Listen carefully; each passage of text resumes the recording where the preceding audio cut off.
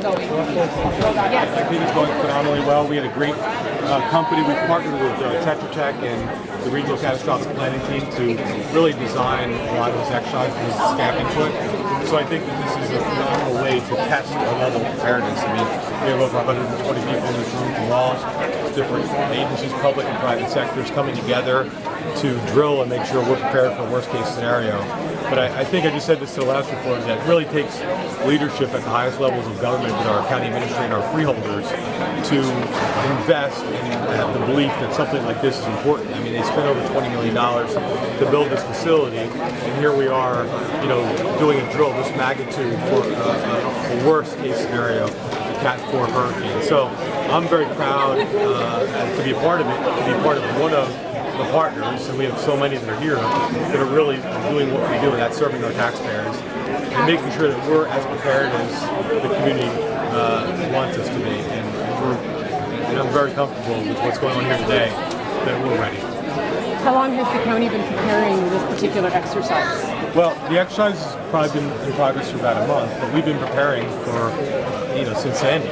We've been doing a lot of after actions. We've been preparing for a couple of years with plans and meeting with private-public partnerships. And now they're all coming together with this exercise, exercising those written plans. And from here, we'll go to an after action and see what we need to tweak. But ultimately, you don't often see this level of commitment. I mean, every county government, every division is here. So it takes, leadership to decide that, that's where I want to invest my resources. So it's that important to do this. So I'm pleased to be able to be a part of it. And as far as ongoing training, is it something that you see? We're always doing, we're always doing training. We've been partnering with the American Red Cross. We have 3 shelter fundamental classes that are being taught here, open to the public, because we're trying to increase our trained shelter people to do shelter training. So we have 3 classes coming up that we're doing here. We encourage the public, if they're interested, they can contact the American Red Cross, who's coordinating the training on our behalf. But we're doing a lot of different levels of preparedness. We're a support agency. We support police, fire, EMS, and all of our public and private partners. But we don't do anything ourselves.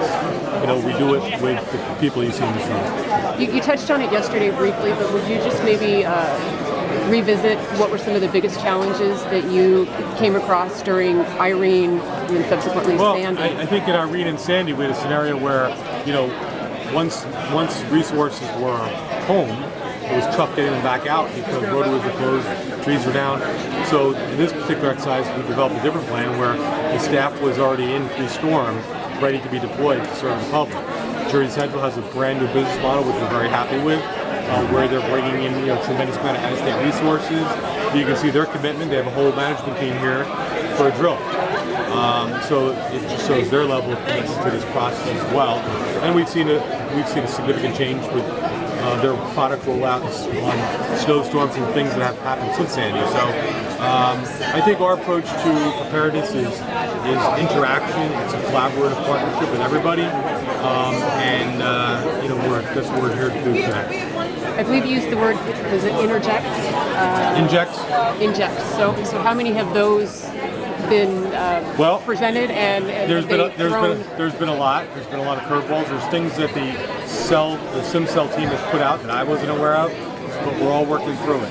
We have evaluators and controllers that are all throughout the room watching what people are doing and saying, and we're going to be critiquing all of this, and all designed to make our real life application that much more efficient and effective. And I think lastly, would it be fair to say, are we kind of the pioneering county here in Jersey that has done something on this magnitude? Yes. With regard to training? The regional catastrophic planning team chose Morris County as their test bed for the launch of what they call this exercise in a box. It's one component of many that they do. So we have the hurricane scenario, and they're going to evaluate this and then fine-tune the product, ultimately for rollout in New Jersey, Connecticut, New York, and Pennsylvania. Okay, great. All right. Thank you so much for your